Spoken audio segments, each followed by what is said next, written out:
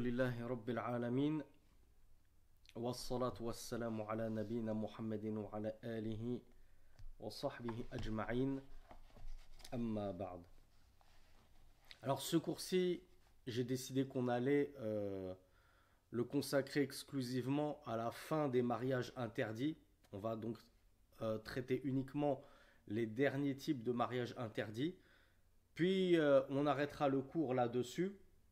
Comme ça nous permettra de démarrer le prochain cours de lundi directement sur la partie fiqh. Comme je vous l'ai dit, j'ai pas envie de mélanger fiqh et entre guillemets introduction.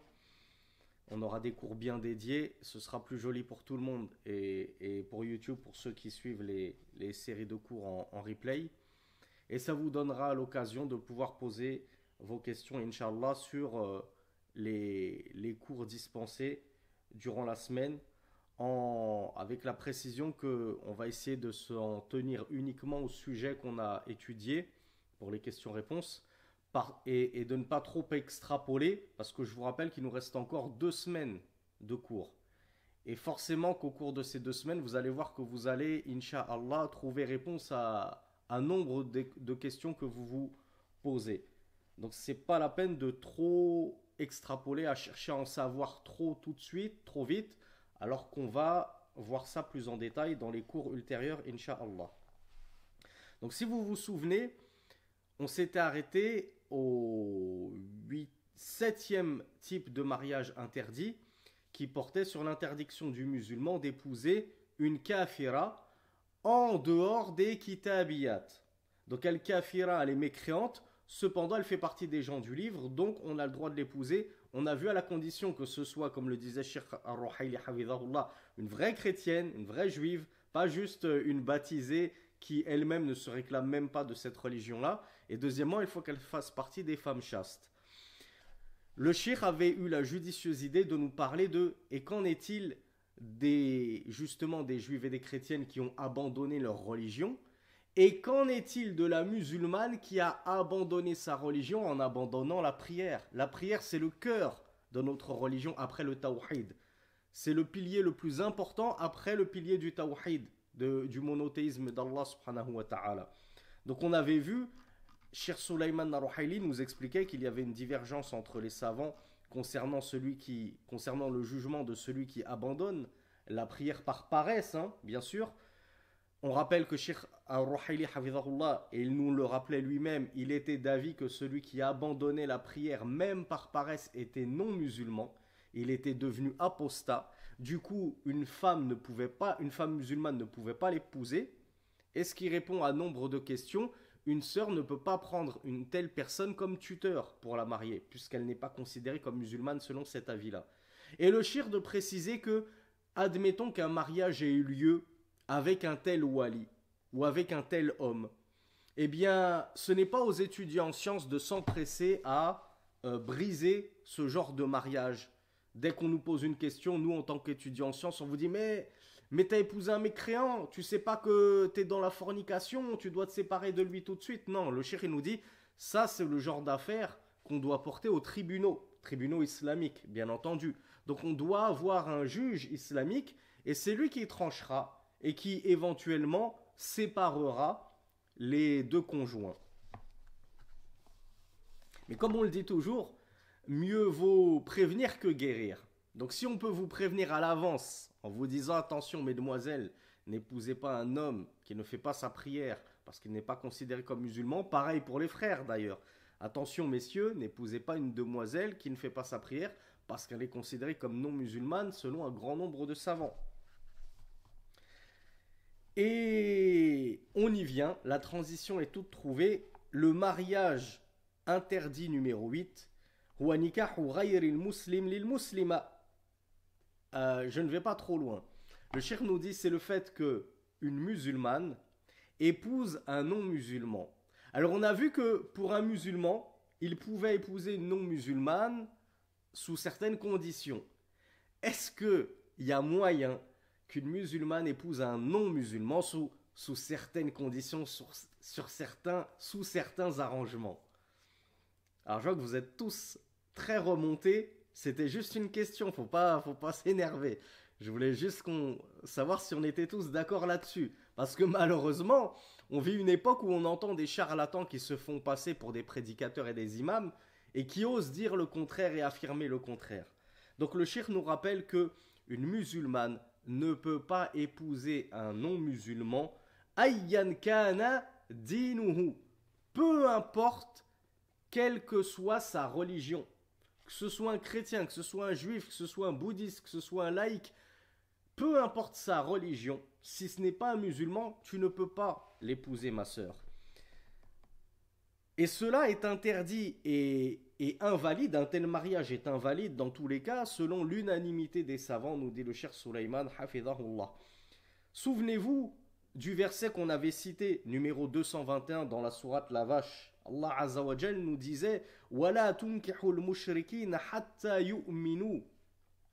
Et ne donnez pas, c'est-à-dire les filles que vous avez en tutelle, à des mécréants. Ne mariez pas les mécréants jusqu'à ce qu'ils croient. Donc tant qu'ils n'auront pas embrassé l'islam, jamais on ne leur donnera nos filles et les femmes sous notre tutelle.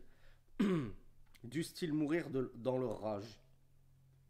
Et dans la sourate Al-Mumtahana, l'éprouvé, verset numéro 10, Allah nous disait فَإِنْ عَلِمْتُمُوهُنَّ مُؤْمِنَاتٍ فَلَا تَرْجِعُوهُنَّ إِلَى الْكُفَّارِ لَا هُنَّ حِلٌّ لَهُمْ وَلَا هُمْ يَحِلُّونَ لَهُنَّ. Dans la sourate Al-Mumtahana, l'éprouvé, Allah Azza wa Jal, il nous parle des femmes qui vont rejoindre les musulmans à Médine, qui vont faire leur hijra, qui vont quitter les polythéistes et leur oppression. Et donc, Allah nous demandait, enfin, il demandait aux musulmans à cette époque de les éprouver pour tester leur foi, si elles étaient de véritables musulmanes, qu'elles avaient vraiment embrassé la foi du monothéisme. Donc Allah nous dit ensuite, si vous les savez alors croyantes, alors ne les renvoyez pas aux kuffars, ne les renvoyez pas aux mécréants alors que ce sont des musulmanes. Elles ne leur sont pas licites et ils ne leur sont pas licites. Une musulmane n'est pas licite en mariage à un mécréant et un mécréant n'est pas licite en mariage à une musulmane.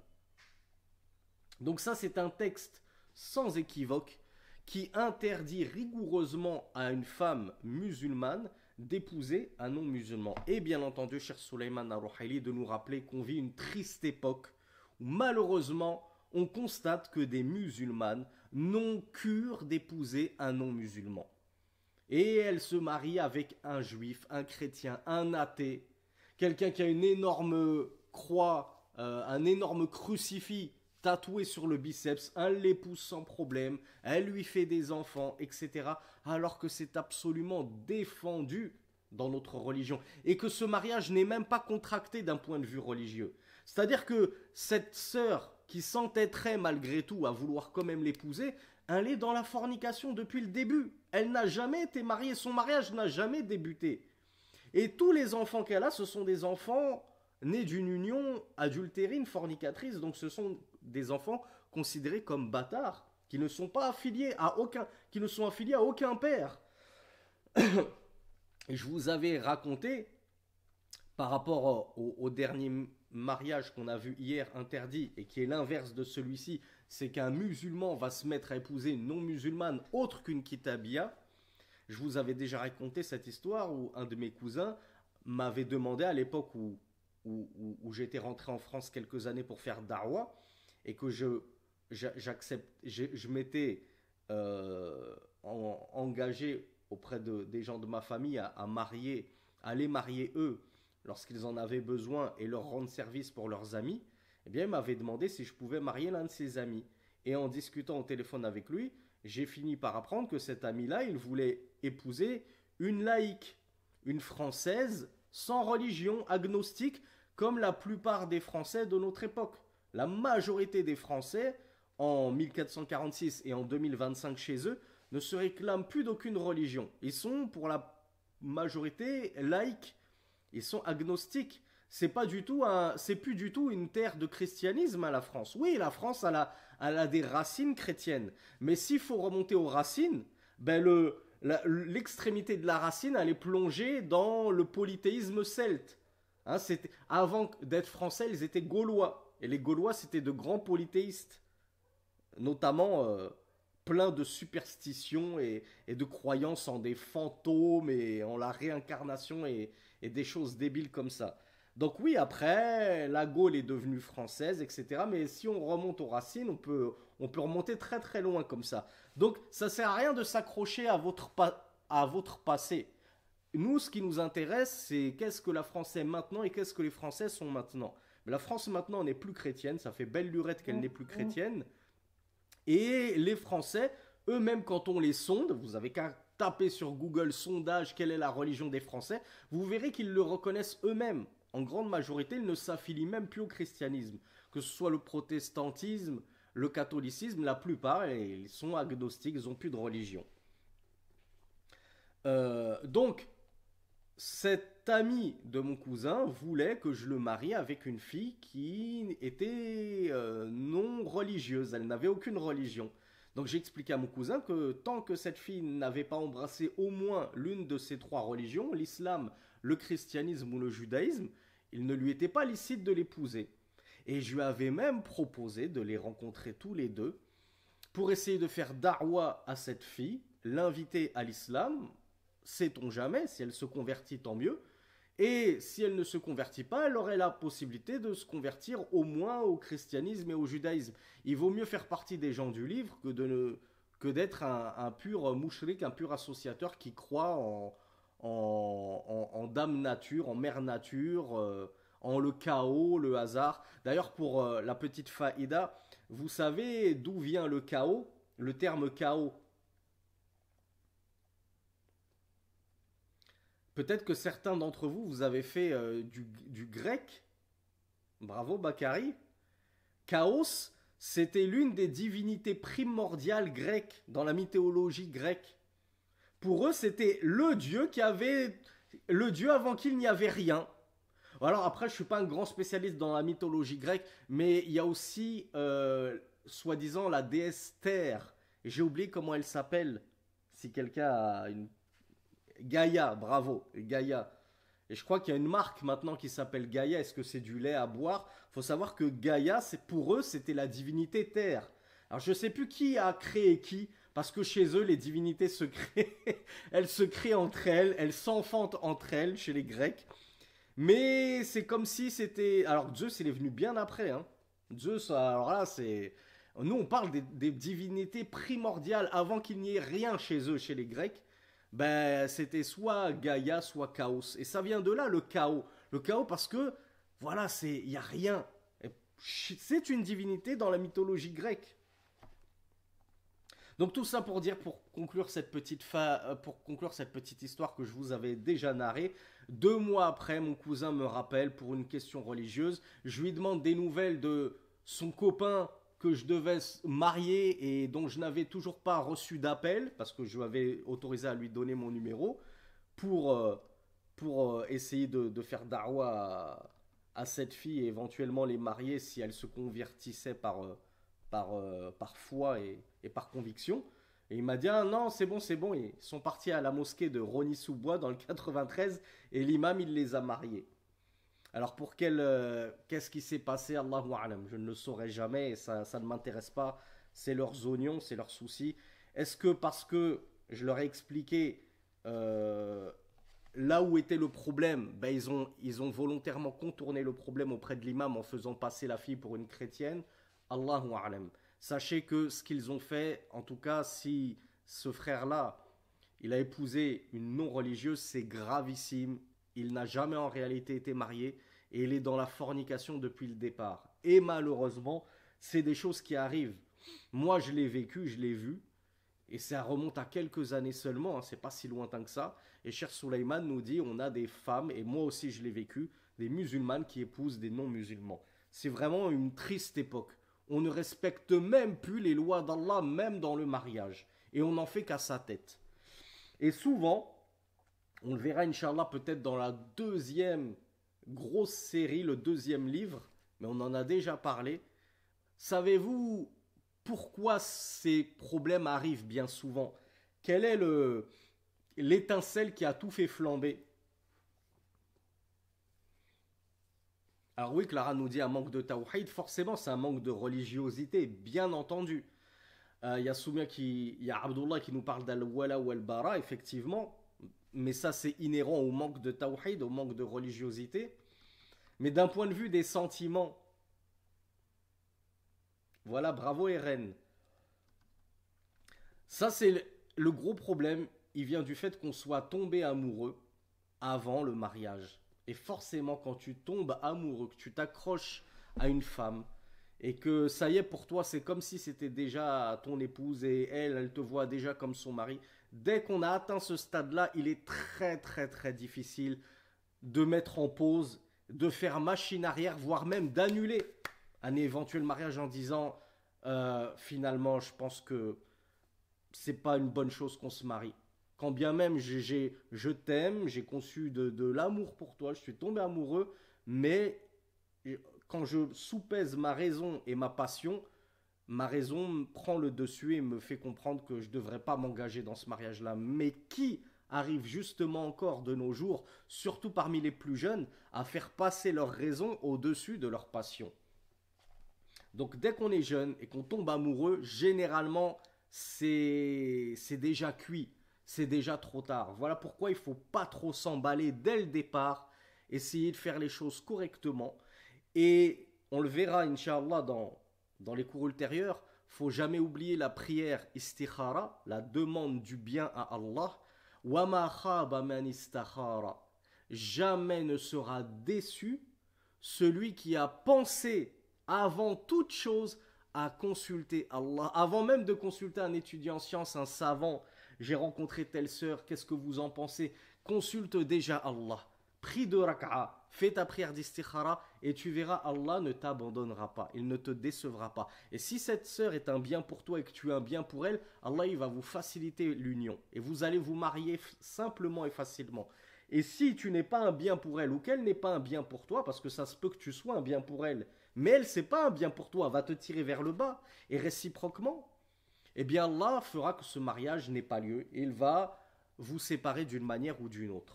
Donc ne t'en fais pas, c'est des mythologies, ça, il faut qu'on apprenne à se connaître dans le haram pour être sûr d'être fait l'un pour l'autre. T'as même pas besoin. À l'époque, ils ne faisaient pas ainsi.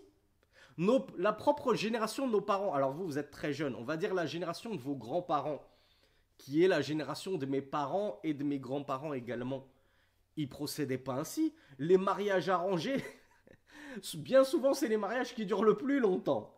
Se sont jamais vus, jamais connus, se sont mariés et ils ont fait de beaux enfants et ils ont été heureux. Et ils sont toujours là, unis, à cette heure-ci. Tandis que nous, au bout d'un mois, 2 mois, 1 an, on est tous divorcés. Et ça, c'est aussi un manque de tawakkul. C'est un manque de placement de sa totale confiance en Allah. C'est vrai, cette sœur, je la connais pas trop. J'ai fait istikhara, je la sens bien. Je me lance. Si son père il me la donne en mariage, c'est que c'était un bien. Je fais confiance en Allah. Et si je me fais rejeter, c'est pas la peine de forcer. C'est pas la peine de jouer le bouc, comme on l'a vu hier. Tête baissée, toute corne devant. Si ça se fait pas, c'est que c'est pas un bien pour moi. Ça sert à rien de trop forcer.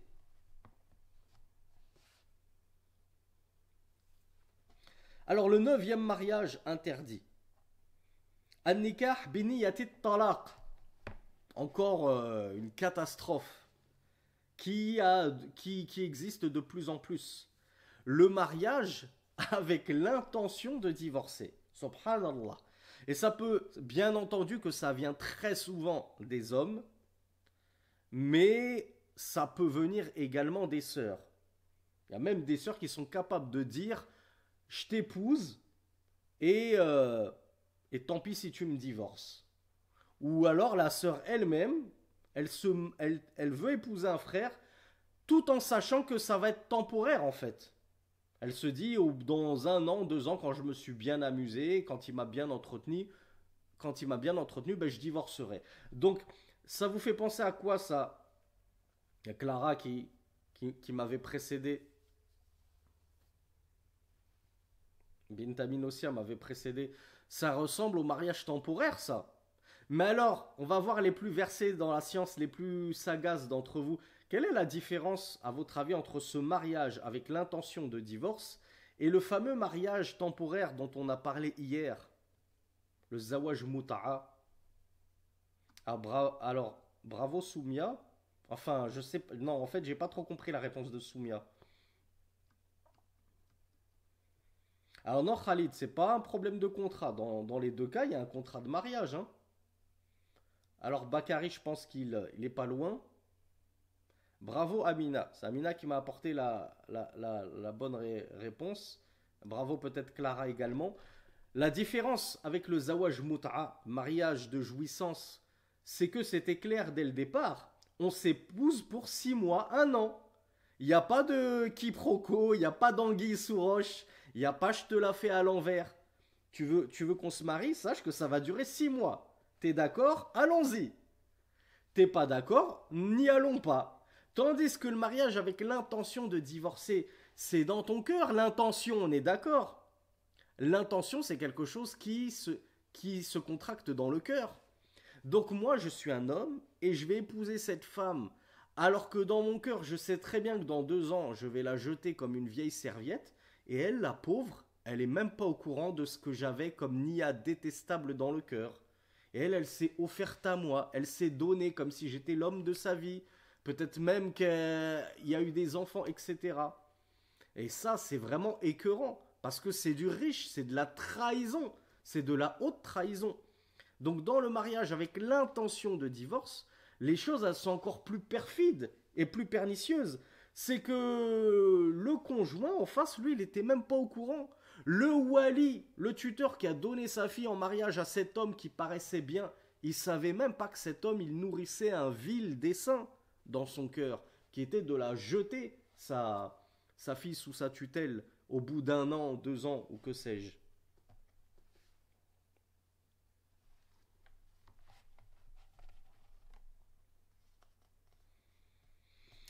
Et le shir nous dit que de nos jours, comment vous l'appelleriez ce type de mariage? Est-ce que vous avez déjà entendu une terminologie moderne? Alors, c'est pas comme ça que l'a appelé le shir, c'est pas le CDD. Il y en a qui me parlent de mariage blanc, c'est pas ça. Le mariage blanc, c'est juste. Enfin, oui, quoique. Mais le mariage blanc, en général, les deux sont d'accord.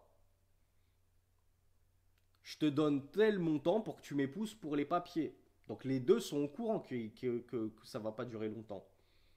Il y a Khalid qui me dit Moutra 2.0, ouais. Le shir, il l'a appelé Azawaj As-Siyahi. C'est un mariage touristique. Alors je pense que vous voyez où le shir veut en venir. Il nous dit malheureusement à notre époque, il y a des gens qui sont mariés dans leur pays, ils partent en voyage dans un autre pays, ils se marient avec une femme sur place, la femme elle croit que ça va être sa seconde épouse et il va faire la navette comme ça tous les mois, un mois chez l'une, un mois chez l'autre. Et en fait, lui, il avait juste l'intention de jouir d'elle. Et ensuite, une fois que son voyage est terminé, il la divorce. Il le savait dès le départ, avant même de l'épouser. Il savait qu'il allait la divorcer à la fin de son voyage. Et ça, vraiment, c'est quelque chose d'horrible. Et c'est jouer avec l'honneur de nos sœurs. Et on dit l'honneur de nos sœurs parce que malheureusement, bien généralement, c'est les hommes qui pratiquent, certains hommes qui pratiquent ce genre de mariage, même si ça peut arriver de la part de certaines sœurs vénales, intéressées.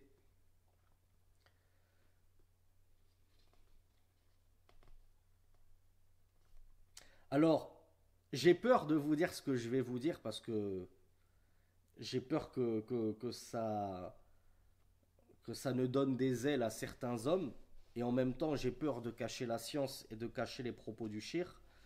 Mais le shir nous apprend que, figurez-vous, que ce mariage, alors Altaïr me dit c'est autorisé selon certains, c'est même autorisé selon la majorité des savants, nous dit le shir Suleiman Ar-Ruhaili. Je sais que c'est dur à croire.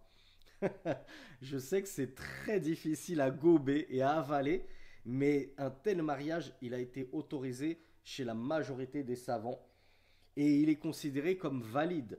C'est un mariage valide parce qu'il a réuni les conditions que l'on verra, Inch'Allah, à partir de lundi. Il y a eu le tuteur, il y a eu les 2 témoins, il y a eu la dot, il y a eu l'annonce du mariage à l'I'lan. Tout a été réuni, donc pourquoi on va invalider un tel mariage. Et qu'est-ce qui se passe? Alors il y a Ismaël qui nous dit l'intention peut changer. Effectivement, c'est vrai. Mais surtout, ce que nous explique le shir, c'est que l'intention, qui la connaît? Toi, tu la connais, l'intention? La femme la connaît? Comment il s'appelle? Le tuteur la connaît? Il n'y a que Allah Azza wa Jal qui connaît l'intention d'un tel homme. Donc comment est-ce qu'on peut dire ce mariage-là, il est invalide? C'est le secret que cet homme-là va emporter dans sa tombe, ou qui ne sera dévoilé qu'une fois qu'il l'aura répudié au bout d'une semaine. Là, on pourrait se dire, ah attends, en fait, il s'est moqué de nous, il a joué avec elle. Mais imaginons que cet homme-là, il avait l'intention de la divorcer dans 2 ans. Pendant ces 2 ans, qui pourrait deviner que ce couple qui paraît heureux, uni, etc., il y a un divorce qui va bientôt avoir lieu? Il n'y a que Allah qui le sait. Donc voilà pourquoi les savants ont dit qu'un tel divorce, de base, ben, il est jaïz, il est autorisé, on ne peut pas l'invalider parce qu'il repose sur un secret du cœur que seul Allah Azza wa Jal connaît. Donc en apparence, ce mariage, il semble être sincère. C'est juste que il est hypocrite.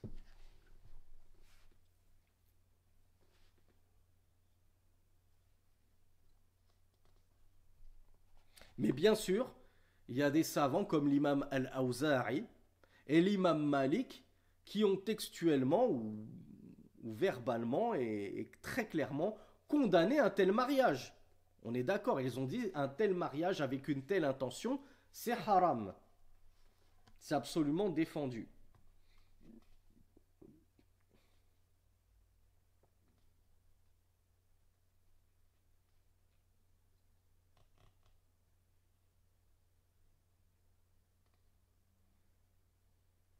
Et c'est ce que le cheikh Suleiman Ar-Ruhaili estime être l'avis prépondérant, ar-rajih, selon son opinion. Donc on a dit qu'un tel mariage n'en demeurait pas moins de la haute trahison. Et au sujet de la trahison, le prophète sallallahu... Alors il y a une histoire que vous êtes nombreux à connaître, on en a déjà parlé dans des cours de fiqh, il me semble. C'est un hadith qui est rapporté par Abu Huraira, radiyallahu anhu, qui nous narre que le prophète, une fois, sallallahu alayhi wa sallam, passa près d'une... comment on appelle ça un récipient où on met des fruits. Comment on appelle ça? Un gros sac avec des fruits, un sac en osier. Vous voyez, je sais pas comment on appelle ça, une corbeille, merci mardi. Il est passé près d'une corbeille de nourriture et il y plongea la main. Et il sentit au fond de la corbeille de l'humidité. Parce que les fruits avaient été gâtés par une pluie qui était tombée dessus. Alors qu'est-ce qu'il en avait fait le propriétaire, le vendeur, hein, c'était des fruits destinés à la vente. Il a pris les fruits qui s'étaient gâtés à cause de la pluie et les a mis tout en dessous de la corbeille pour pas que les acheteurs voient que les fruits sont pourris. Une certaine partie des fruits sont pourris, ou en tout cas gâtés. Alors le prophète sallallahu alayhi wa sallam, quand il a senti cette humidité, il a demandé au propriétaire de la corbeille, qu'est-ce donc que cela? Donc le propriétaire, il lui a répondu très honnêtement au messager d'Allah, il a plu, donc ça a touché les fruits. Alors Rasulullah lui a répondu, sallallahu alayhi wa sallam, afala ja'altahu fawqa at-ta'am kay yarahu an-nas man ghasha falaysa minni. Que n'as-tu donc pas placé ces fruits qui s'étaient gâtés au-dessus de la corbeille et non pas en dessous, afin que les gens les voient, c'est-à-dire qu'ils achètent en leur âme et conscience. J'achète cette corbeille de fruits tout en sachant que de nombreux fruits ont été gâtés, sont impropres à la consommation et sont pourris. Quiconque triche ne fait pas partie de moi, a dit le messager d'Allah sallallahu alayhi wa sallam. Et ce hadith, il est rapporté dans Muslim, numéro 102. Il est authentique.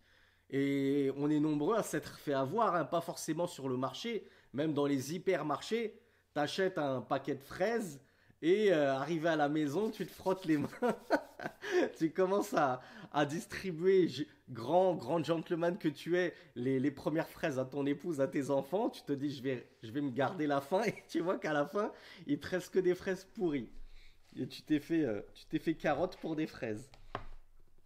Bon, ça arrive malheureusement souvent, hein. Et c'est rigoureusement interdit. Oui, ça sent le vécu, c'est clairement du vécu. Ça arrive souvent en plus. Alors que dire lorsqu'on fait ça pour un mariage, subhanallah, on triche avec une femme, on lui fait croire l'amour, le mariage, un avenir, etc. Alors qu'en fait, on a déjà l'intention de se séparer d'elle.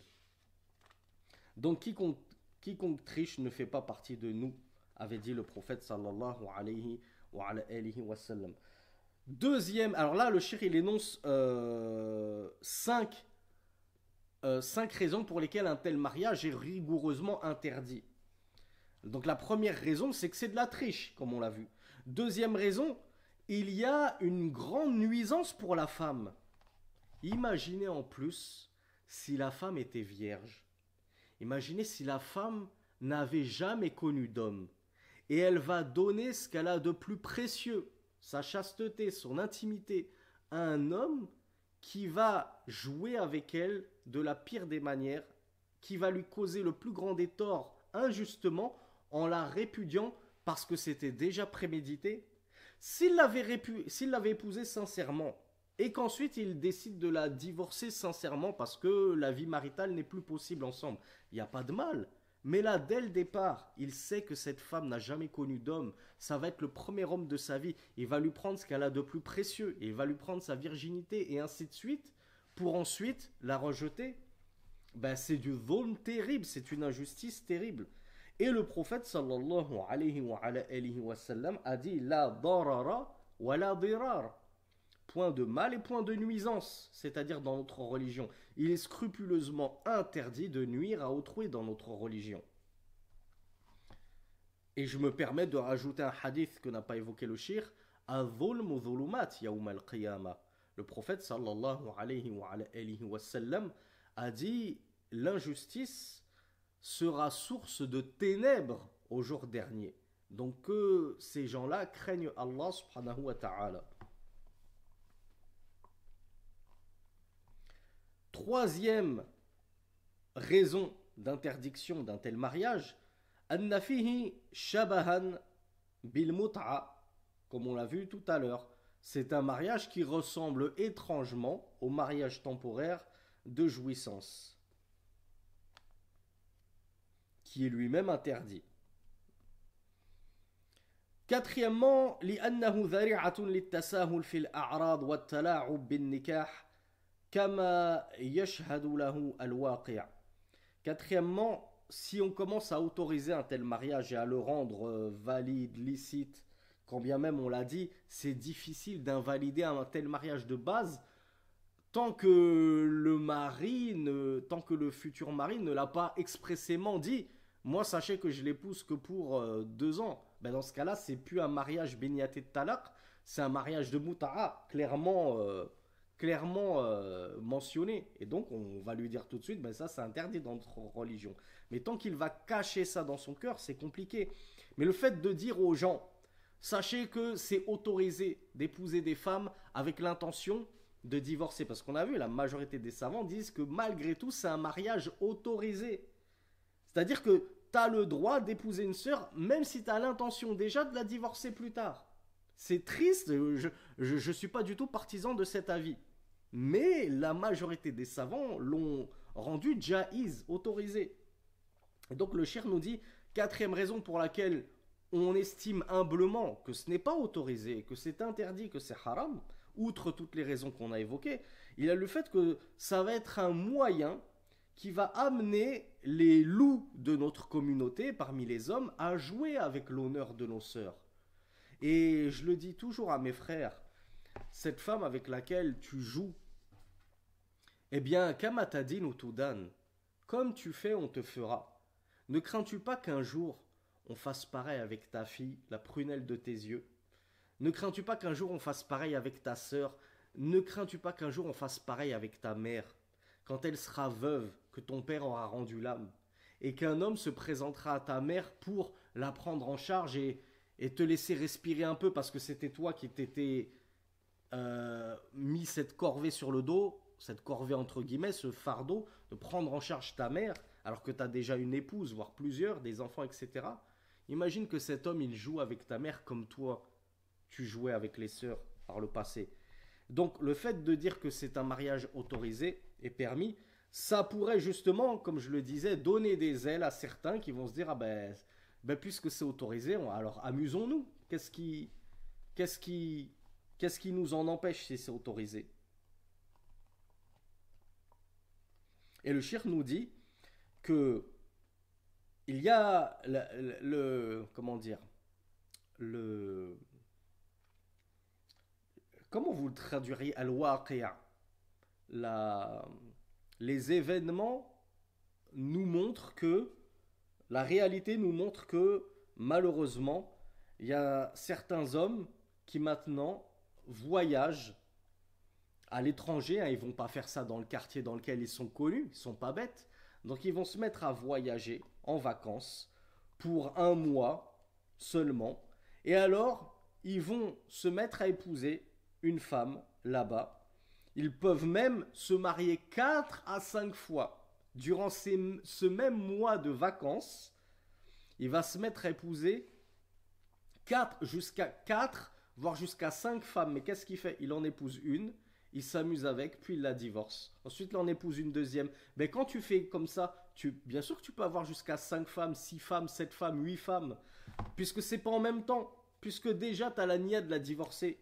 Donc, tu peux en épouser 4 en même temps, puis tu en divorces une, t'en reprends une autre, t'en divorces deux, t'en reprends deux autres, et ainsi de suite. Donc ils vont s'amuser justement comme ça avec les sœurs en les épousant déjà avec l'intention de les divorcer. Et ils sont pas bêtes. Ils vont dans des pays où ils savent que le mariage il est facile. Là-bas, c'est pas compliqué. Il n'y a pas besoin de les enregistrements à l'état civil. Ils sont très simplifiés. Le coût de la vie il est très bas, donc les dots ne sont pas élevés. Et ils vont, de manière très préméditée, aller s'amuser comme ça, avec l'honneur des femmes des musulmans.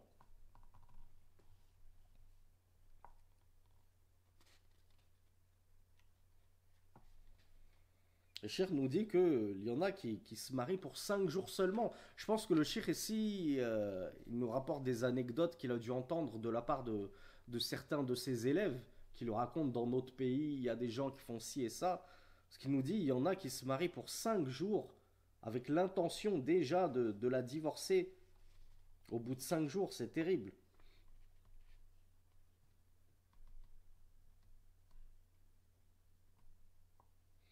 Et le plus terrible, et quand je vous dis que le shir doit le savoir de la part de ses élèves, c'est qu'il nous dit Walil asafi anna hadha al-bala dakhala hatta ala ba'd tullab al-ilm. Na'udhu billahi min su'il hal. Et ça, cette catastrophe, même des certains étudiants en sciences n'ont pas été épargnés d'être touchés par cette catastrophe. Et vous avez entendu il y a quelques mois, même plusieurs années, des prédicateurs qui tombent les uns après les autres parce qu'ils jouent avec des sœurs, ils jouent avec leurs élèves, ils se permettent ce qu'ils ne devraient pas se permettre. Et ça peut aller jusqu'à ce qu'ils fassent comme ça promettent des mariages à leurs élèves. Je ne veux pas citer de nom, mais voilà, ça promet des mariages à des élèves qui forcément n'ont Dieu que pour eux. Quand ils voient leur prédicateur favori, surtout si en plus il est mignon, il est jeune et célibataire, qu'il n'est pas déjà marié, alors là c'est le jackpot. Elles ont des étoiles dans les yeux, donc eux ils en profitent parce qu'ils savent qu'ils sont en position de force.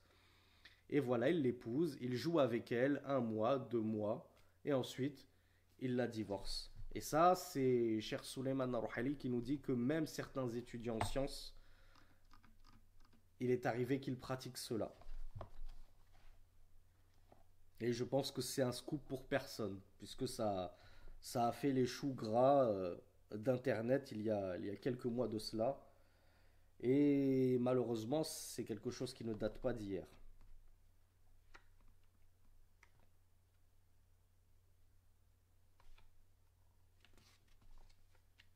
Donc, cher de nous dire, Ça, c'est pour le jugement d'un tel mariage. Le shirk considère qu'il est haram, il est interdit. Et il nous dit, mais quant à la validité d'un tel mariage, ben forcément, nous, notre religion, elle est basée sur al-zahir. C'est comme, je vous pose une autre question qui va vous amener à réfléchir. Il y a une personne qui vient te voir et elle te dit Ashhadu an la ilaha illallah wa anna Muhammadan Rasulullah. Est-ce que tu vas lui dire à cette personne, je suis désolé, tant que je t'ai pas vu jeûner Ramadan avec moi et prier à la mosquée, je te considère pas musulmane. Bah, on juge sur al-zahir, sur l'apparent. En apparence, elle a embrassé l'islam, elle a déclaré son islam. On n'est pas tenu d'ouvrir les cœurs, comme l'avait dit Rasulullah sallallahu alayhi wa sallam au fils de la prunelle de ses yeux, de son esclave affranchi, Zayd ibn Haritha. Il lui avait dit, est-ce que tu lui as ouvert le cœur pour savoir s'il était sincère? Ou s'il l'a dit pour se protéger, cette parole d'unicité. Donc de la même façon, bien nous, ce mariage-là, en apparence, tout semble correct. On n'est pas censé ouvrir le cœur de tous les prétendants mâles qui se lancent dans le mariage pour savoir s'ils sont vraiment sincères ou non. Donc on est obligé de valider un tel mariage. Oui, il est valide. Maintenant, d'un point de vue, est-ce qu'il est licite ou illicite? Ben, on a vu, la majorité des savants le considèrent licite. Et il y a des savants qui le considèrent illicite, comme Cheikh Sulaiman Ar-Ruhaili. Et je vous avoue que c'est l'avis qui m'a le plus convaincu, au vu des dégâts à notre époque que cela amène.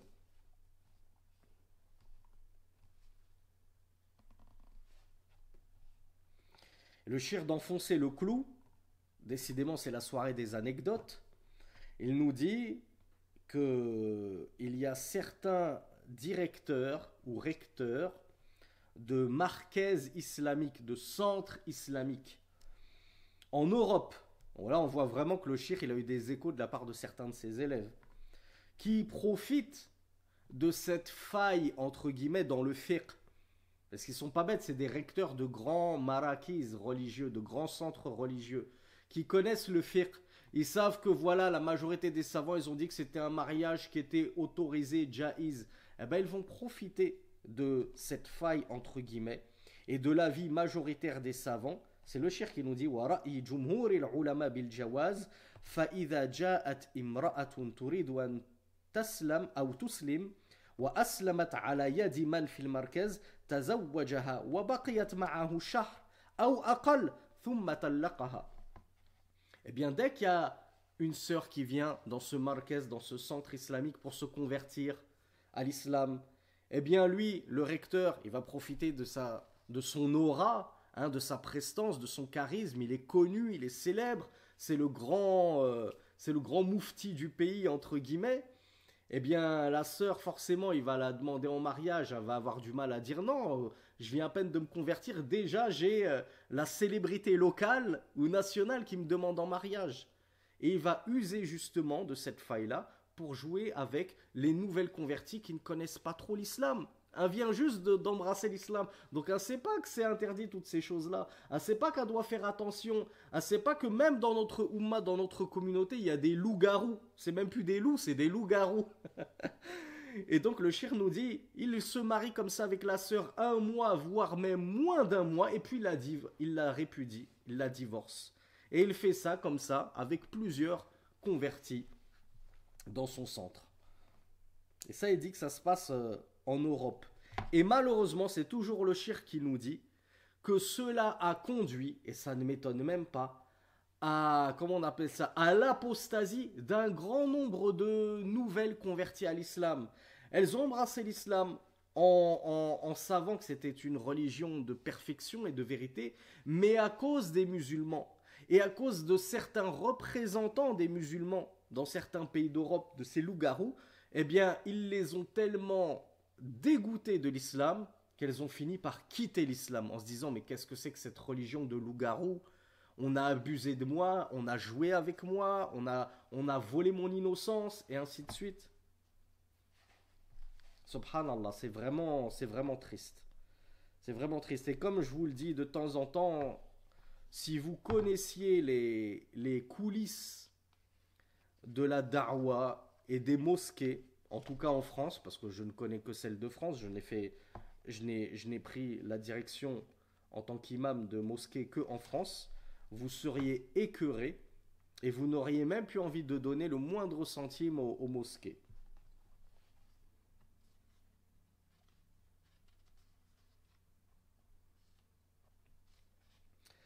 Le divorce numéro 10, nikah al-misyar. Qui sait ce que c'est que nikah al-misyar?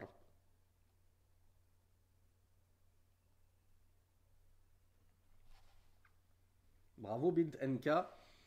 C'est un mariage qui existe encore aujourd'hui, qui est pratiqué par certains et qui fait objet de divergences entre les savants. Le cheikh nous dit huwa nikah alladhi tatanazalu fihi al-mar'atu an haqqiha fil mabit wa nahwihi.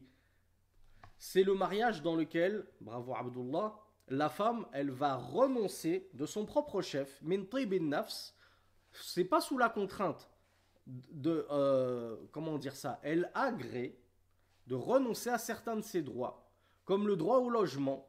C'est pas grave, moi j'ai de l'argent, je suis riche, j'ai déjà mon logis, je reste chez moi, c'est pas grave, toi reste avec ton épouse, je renonce même à mes nuitées avec toi, comme l'avait fait Saouda avec Rasulullah sallallahu alayhi wa sallam pour rester sa femme, parce qu'elle avait pris beaucoup d'âge, et elle avait peur qu'il la divorce. Donc elle a renoncé à son droit de passer la nuit, à ce que le prophète passe la nuit avec elle, et elle avait donné sa nuit à Khadija, à Aïcha, pardon. Donc du coup, Nikah al-Misyar, c'est un mariage dans lequel, dès le départ, dès le contrat, et je rappelle que le contrat de base il est oral, dès le contrat, la femme renonce, alhamdoulilah, à certains de ses droits. Alors que ça peut être la nuitée, ça peut être carrément un nafaqa, l'entretien général. C'est une femme riche. Elle va dire à son prétendant, j'ai même pas besoin que tu m'entretiennes. Non seulement je me suffis à moi-même, mais c'est même moi qui peux t'aider. Qui peut t'aider dans...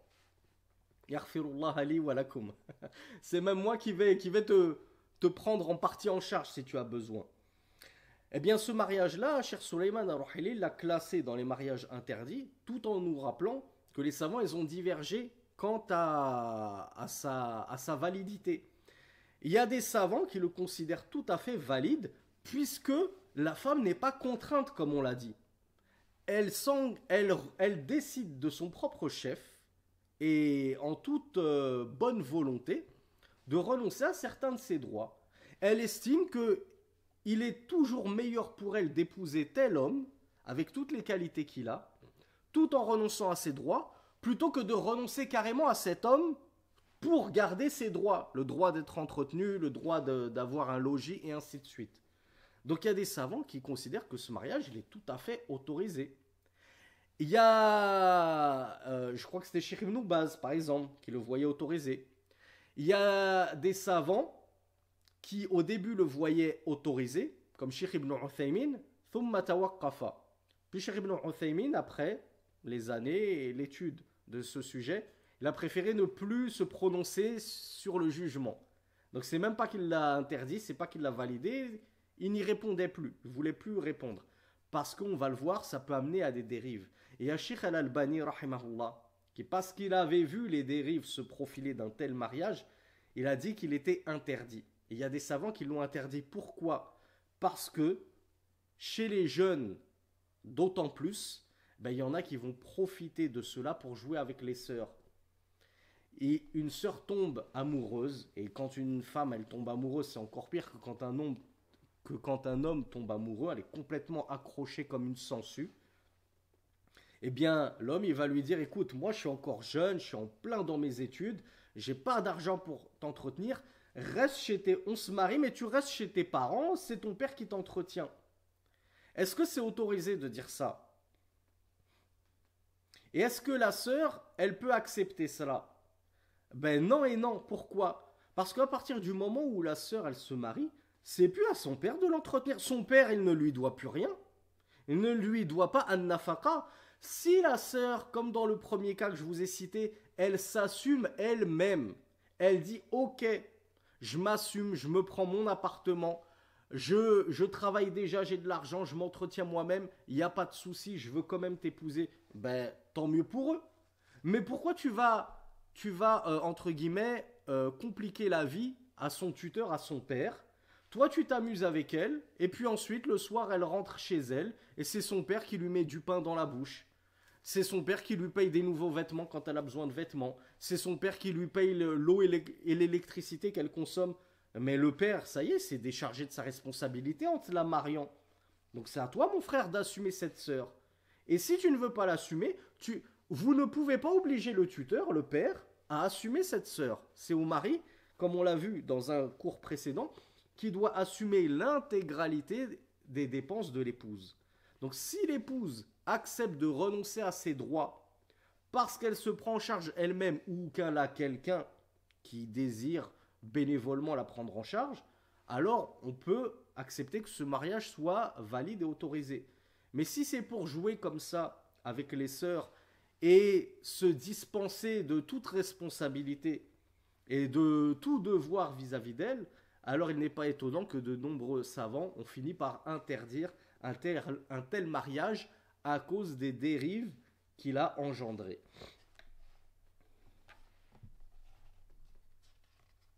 Mais cette question n'est pas nouvelle, hein. Cette question, déjà dans le fiqh, à l'époque, on appelait ça an-nahariyat, les femmes du jour. Il y avait certains hommes qui prenaient des femmes pour la journée et des femmes pour la nuit. Il avait deux femmes, une femme avec qui il cohabitait uniquement la journée et une femme avec qui il cohabitait uniquement la nuit. Et chacune, elle avait sa part dans la journée de 24 heures. Et donc forcément, la femme de la journée, elle avait renoncé à son droit de nuitée avec le mari.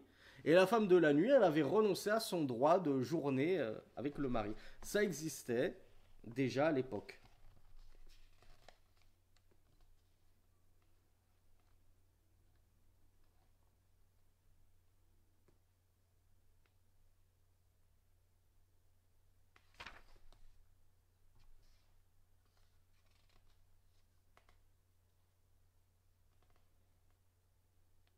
Et le shir de nous rappeler, cher Sulaiman, avec pour calmer les ardeurs de certains, مما يؤكد لك هذه القضية أن الغالب أن الذين يدخلون في النكاح بهذه الصورة لا يعتنون بما يعتني به الزوج غالبا فلا يسأل حتى عن المرأة وعن أخلاقها ولا عن أمورها مما يدلك دلالة بينة على أن هذا النكاح إنما يراد به تغطية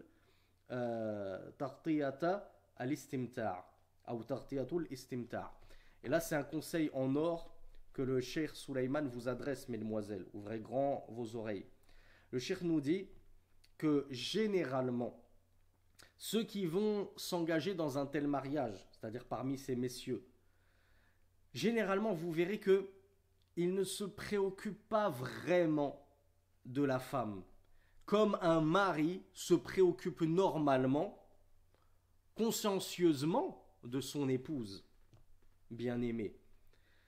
Et vous verrez que lorsqu'il va demander cette sœur en mariage, il ne va même pas questionner sur akhlaquha, ses comportements. Il s'en fout. C'est pas grave si elle a des mauvais comportements. De toute façon, moi, je veux juste m'amuser avec elle, c'est tout. Ensuite, elle repart dans son appart qu'elle se loue elle-même, elle s'entretient elle-même. Moi, je suis là que pour jouir d'elle et me faire plaisir. J'ai pas toute la responsabilité qui pèse sur mes épaules. Donc, je m'en fiche qu'elle ait des comportements déplacés, désagréables, qu'elle me conviennent pas réellement. Ils vont... qu'est-ce qu'il nous dit? Il ne va pas s'enquérir des affaires de cette sœur-là. Et peut-être même qu'il ne va même pas s'enquérir de son niveau de religiosité. C'est le dernier de ses soucis.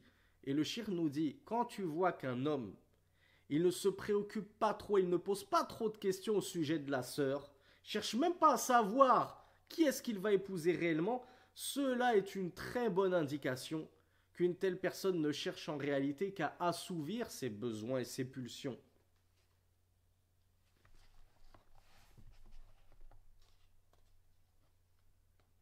D'où l'importance, mes frères et mes sœurs, lorsque vous faites des khitbas, donc des demandes de main en mariage, des muqabalat, éventuellement des rencontres avec les familles, etc., ben, posez beaucoup de questions, montrez votre vif intérêt. Parce que si vous paraissez désintéressé, c'est mauvais signe. Et c'est fait pour ça. Ces rencontres-là et cette khitba, c'est fait pour ça, pour apprendre à s'entreconnaître.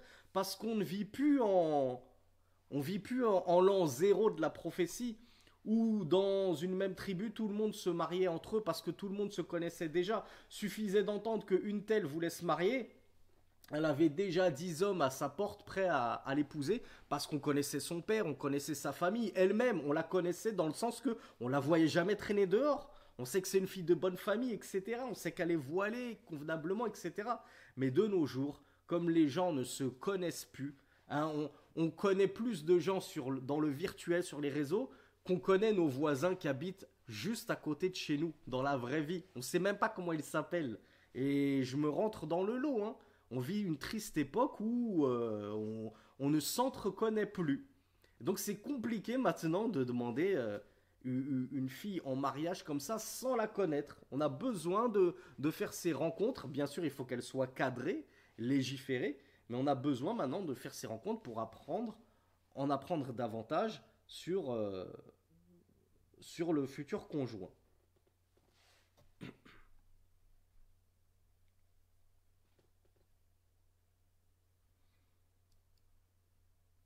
Alors, une sœur qui me parle. Il y a une sœur qui me parle d'un homme qui prêchait à la mosquée de Sevran. J'ai eu peur parce que j'étais à la mosquée de Sevran. J'ai vécu à Sevran, c'était la mosquée dans laquelle je priais mes 5 prières, mais j'y ai jamais prêché. J'ai jamais prêché à la mosquée de Sevran. Et, et visiblement, il y a eu des dérives.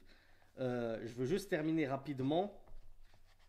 Finalement, on aura pris notre heure de cours avec le dernier mariage interdit. Al-nikah al-urfi.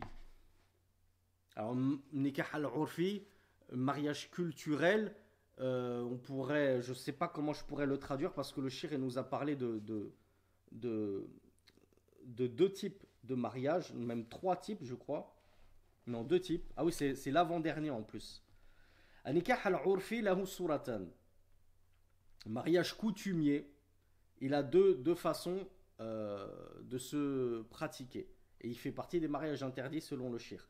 Première façon, عقد شرعي مستكمل شروط مستكمل الشروط والأركان. Premier type, on a un mariage qui est autorisé, il est valide, il est urfi mais il est autorisé parce qu'il remplit toutes les conditions et les piliers du mariage. La seule chose, c'est que la yuwathaqu rasmiyan. Il n'a pas été homologué, je ne sais pas si c'est comme ça qu'on dit, il n'a pas été homologué, authentifié de manière officielle, c'est-à-dire auprès des instances de l'État. En gros, le mariage civil.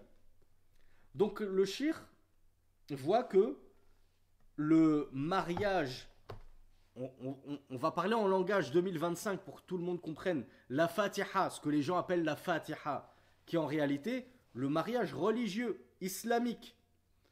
Le shir nous dit, s'il n'a pas été homologué auprès des instances, c'est un mariage qui... Alors, attendez que je relance TikTok.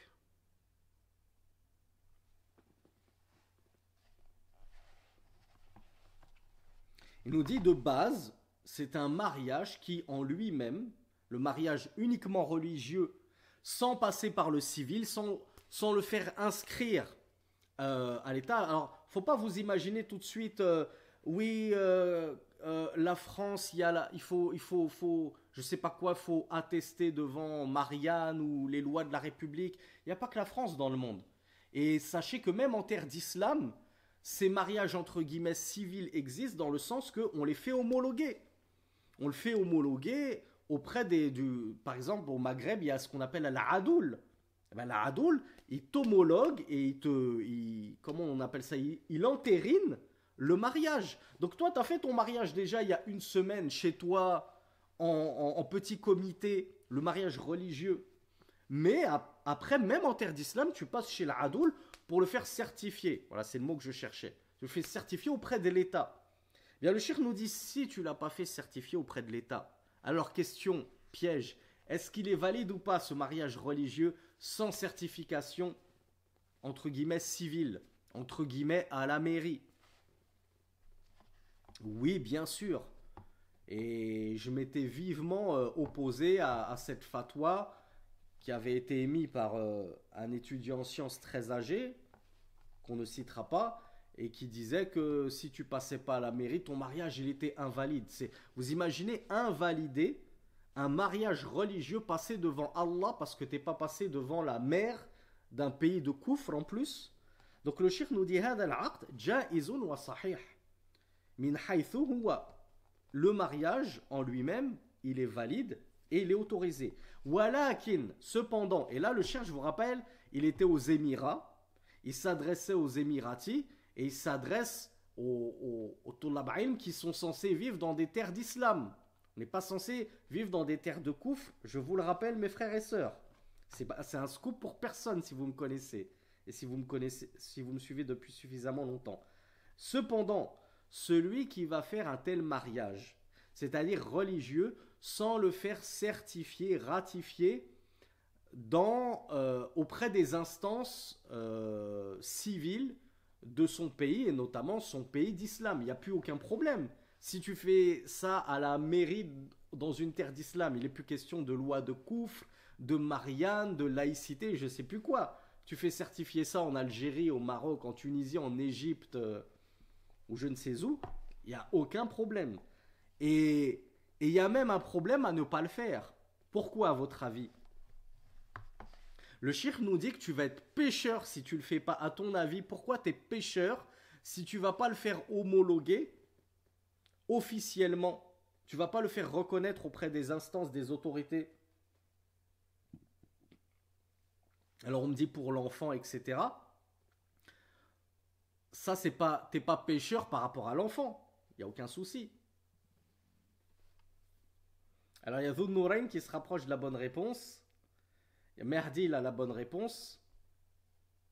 Abou Ayan, il a la bonne réponse. Bon, le cheikh nous dit, parce que de nos jours, c'est devenu obligatoire. Même dans les terres d'islam, comme je vous l'ai dit, c'est devenu obligatoire de faire reconnaître son mariage auprès des autorités compétentes.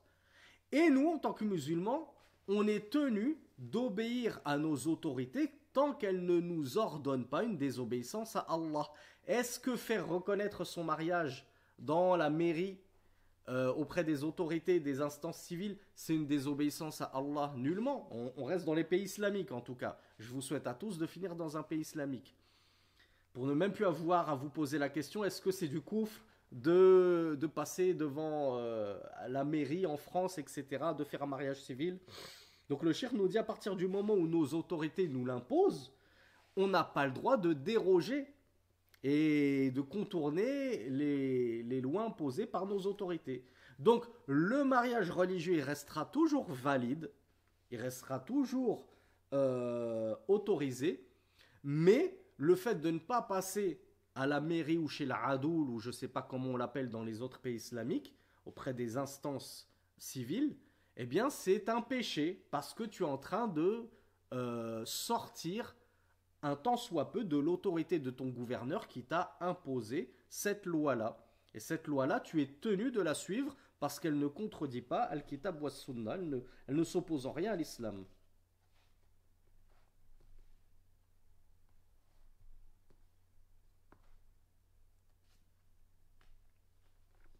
Et le deuxième cas de mariage urfi, culturel, le cheikh nous dit, ça va être un mariage culturel dans lequel les conditions du mariage ne sont pas respectées.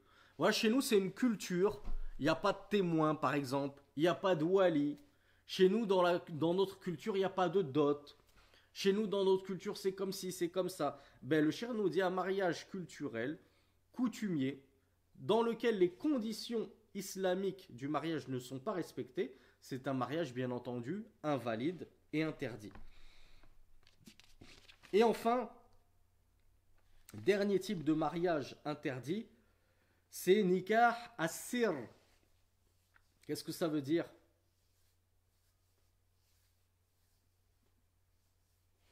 Ah, Bintamin qui me parle des mariages où on donne la cola ou la colasse chez les Westaf, je ne sais pas ce que c'est, faudrait qu'elle nous détaille.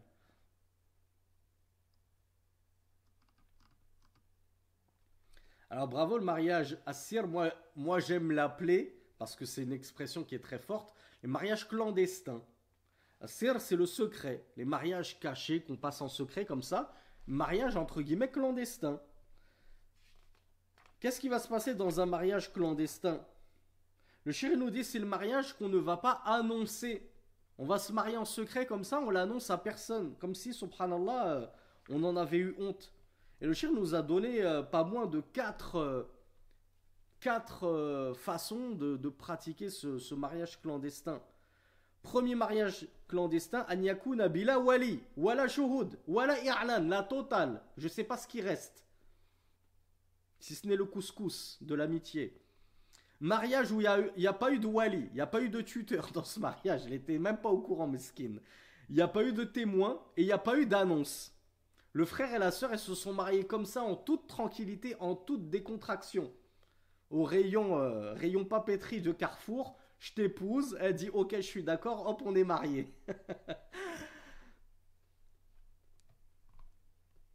Et le shir, il nous dit, le jeune, il va s'asseoir avec sa dulcinée, et ils vont écrire tous les deux une petite feuille.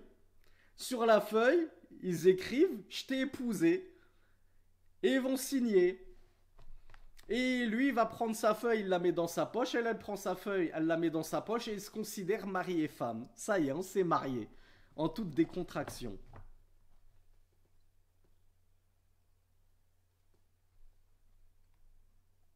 Et le shir de nous dire, vous pensez que c'est de la rigolade et que ce mariage, il existe que sur ma langue.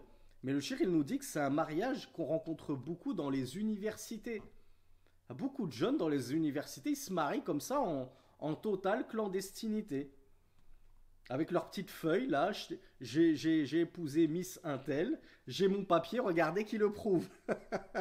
Le père de la sœur, il est même pas au courant qu'elle est mariée, mesquine. Et le pire, le shir nous dit, va y avoir un consortium de jeunes mariés clandestins. Qu'est-ce qu'ils vont faire? Ils vont se mettre à plusieurs pour réserver une chambre d'hôtel. Et alors, ils vont aller faire leurs petites affaires et butiner dans leur chambre d'hôtel, deux par deux. Il y a un premier couple qui y va de telle heure à telle heure. Ensuite, le second couple d'étudiants, il y va de telle heure à telle heure. Et voilà, ils se sont cotisés pour se payer une chambre d'hôtel. Et la chambre d'hôtel va accueillir comme ça la fornication de plusieurs couples, les uns à la suite les autres. Pourquoi? Parce que c'est des clandestins. Le père de la femme n'est même pas au courant. Il n'y a eu aucun témoin. Personne n'est au courant qu'ils sont mariés. Donc forcément que lorsqu'ils veulent s'aimer, pour rester poétique, eh bien ils vont être obligés de s'aimer dans une chambre d'hôtel comme deux clandestins dans la clandestinité la plus totale. Et si leur mariage, s'ils étaient si,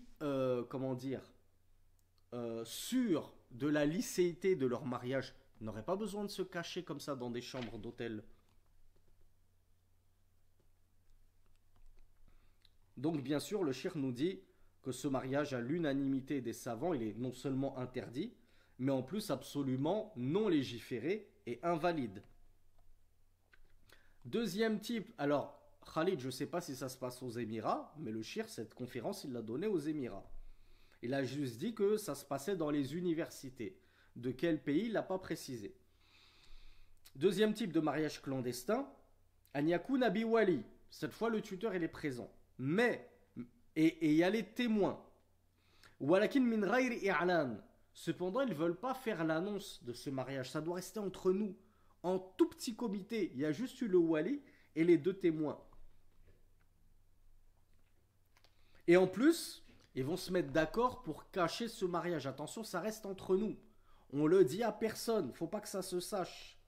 Donc ils n'en font l'annonce à personne, si ce n'est que seul le wali, le tuteur et les deux témoins sont au courant. Eh bien, le cheikh nous dit هذا النكاح مكروه عند الجمهور.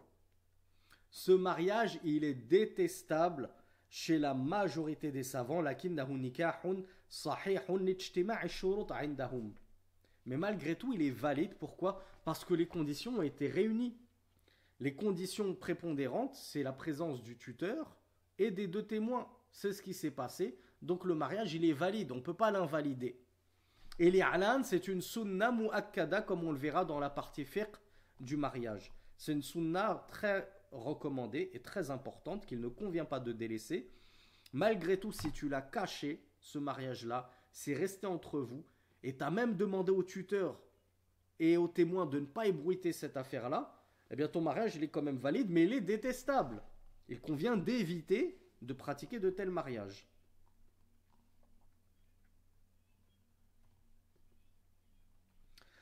وعند المالكية لا يجوز هذا النكاح وهو نكاح باطل.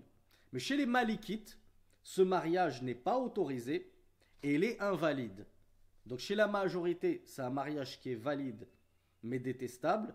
Et chez les malikites, c'est même plus qu'il est détestable, il est carrément interdit. Et il est nul. Pourquoi, à votre avis, chez les malikites, il est nul, ce mariage nul, dans le sens il est annulé, quoi. Il est non valide. Est-ce qu'on a des malikites parmi nous qui ont étudié un petit peu le fiqh du nikah? Bravo Naël. Bravo Al-Tahir. Bravo Bintamin. Parce que chez les malikites, al-i'lan, le fait de promulguer le mariage, d'en faire l'annonce, ça fait partie des conditions de validité du mariage. Donc forcément, s'il n'y a pas eu d'annonce, ben, le mariage est invalide. C'est aussi l'une des deux paroles du madhab de l'imam Ahmed. Dans une de ces deux opinions, il l'a invalidé également.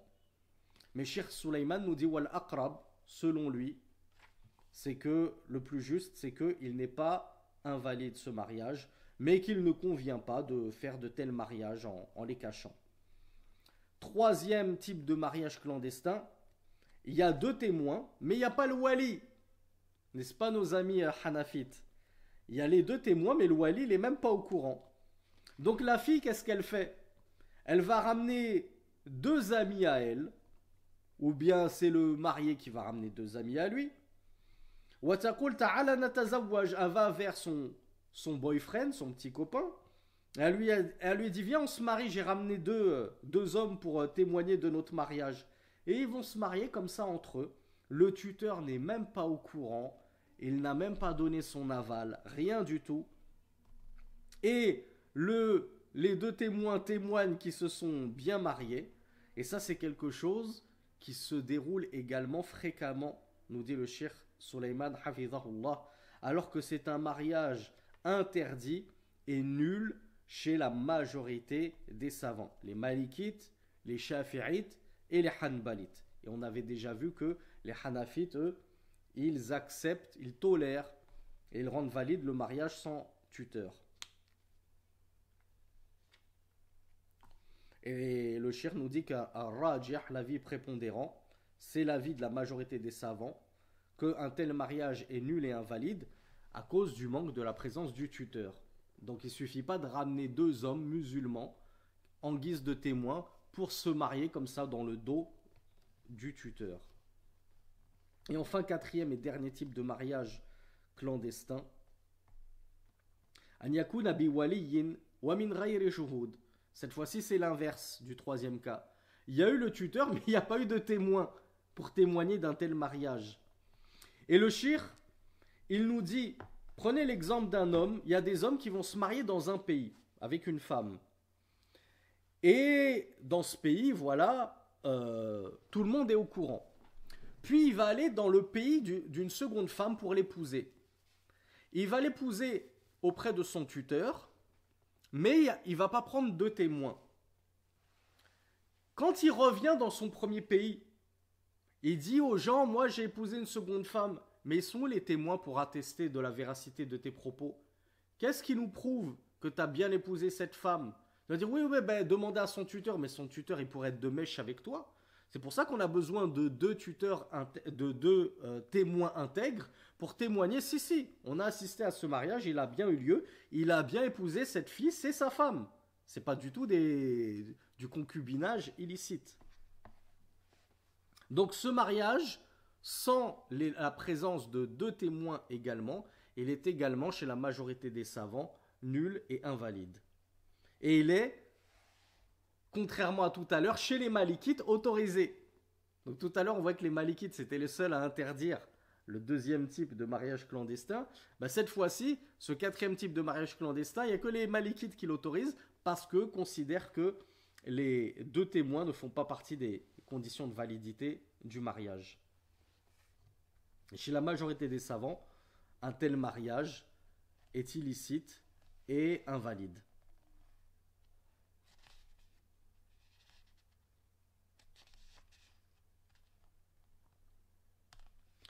هذا والله أعلم وصل اللهم على نبينا محمد سبحانك اللهم وبحمدك أشهد أن لا إله إلا أنت أستغفرك وأتوب إليك. On en a terminé, alhamdoulilah, avec le sous-chapitre sur les mariages illicites. On a vu une belle muqaddima, une grosse introduction du cheikh un petit peu au mariage. Dès la semaine prochaine, Inch'Allah, je vous rappelle qu'il reste encore 2 semaines de cours en direct. On abordera vraiment le fiqh, la partie jurisprudentielle du mariage. Et je vous accorde quelques instants au cas où il y aurait eu des questions par rapport à ces 5 cours que nous avons dispensés. Et pour ceux qui ne veulent pas